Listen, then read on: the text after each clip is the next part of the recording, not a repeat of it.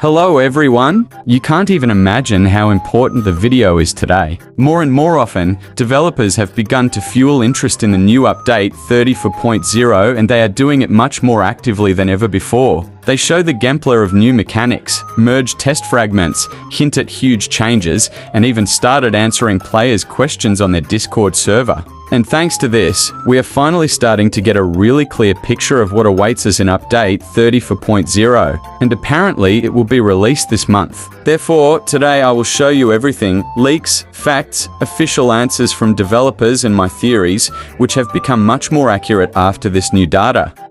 And we'll start with the biggest one by demonstrating what the new physics of water will look like. Because guys, this is really something incredible. What you're seeing is an official leak of the test build. Previously, the water in the game was just a flat blue background. Yes, she was moving, but she looked very toy-like. Now everything is changing dramatically. The water became alive. She's got real waves that are constantly changing direction, shape, and height. Small ripples, sharp splashes, chaotic movement of the surface, all this looks as if the water is breathing. When the character jumps into it, the waves scatter to the sides, and when the object falls from above, the circles spread over the entire surface.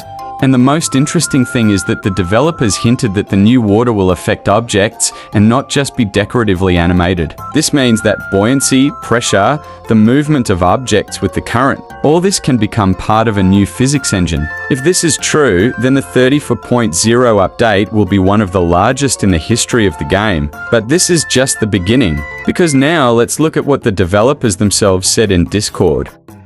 Topic 1: New physics of pressure and water leaks. One of the players recently asked in Discord, will the physics of water pressure and leaks be added to the Endless Ocean? That is, will water be able to flow through the holes, fill the volume, rise up, affect objects and NPCs, and create pressure drops? And what did the moderator say? He literally said the following: this will be the main function in the Endless Ocean. Do you understand what this means? It's not just new water from above, it's a new water system inside the entire ocean. Most likely, it will be possible to break through the hulls of boats, create holes and watch how water enters through them, make air pockets, use pressure for mechanical traps, fill spatial structures. This is a huge step forward. It looks like the Endless Ocean will become a full-fledged physical map, rather than an ordinary decorative area. Topic 2: Ice bullets. Another player asked, will they add ice bullets to the game, because there are already incendiary ones? And one of the developers replied to him with a like emoji. And as we know, developers never just respond with emojis. This is usually a veiled yes, especially if the question is not just about an idea, but about a specific subject. Moreover, ice bullets logically fit into the new fluid system. Perhaps they can freeze water, perhaps slow down NPCs, perhaps create ice platforms. It is possible to freeze acid or other liquids. Such a subject fits perfectly into the new update, where the main focus is on physics.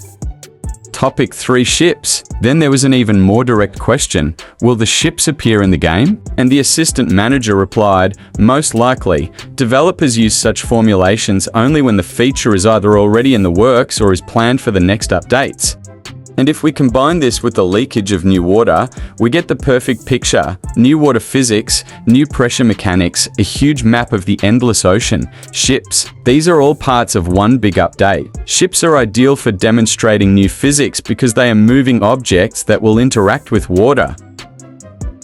Topic 4: Fast forward system. Another player asked about fast forward time. He said that sometimes you need to quickly fix a mistake or squander a boring moment, and the assistant manager replied, the cancellation system in the main game is not implemented very well and it will be redone. This is again a very clear hint. If the cancellation system is redesigned, it is quite logical that there will be fast forward, time speed control. Perhaps it will be something like a timeline. This will make the game much more convenient. And now, having collected all the information, official responses, hints, merged fragments, and the reaction of the developers, we can create the most accurate picture of what the 34.0 update will be like. And the most obvious, it's not just new items or a few chips, this is a massive restructuring of the core of the game. For the first time in a long time, developers aren't just adding content, they're changing fundamental mechanics.